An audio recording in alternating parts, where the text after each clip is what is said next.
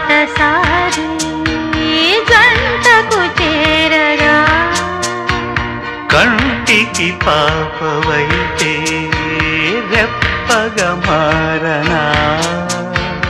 తూరుపు నీవుగా రేపువ నేనుగా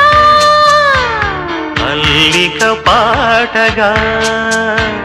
పల్లవి ప్రేమగా ప్రేమించే పెదవులొకటై పొంగించే సుధలు మనవైతే జగతికే అతిథులే జననమౌదిన ప్రేమ జంటకి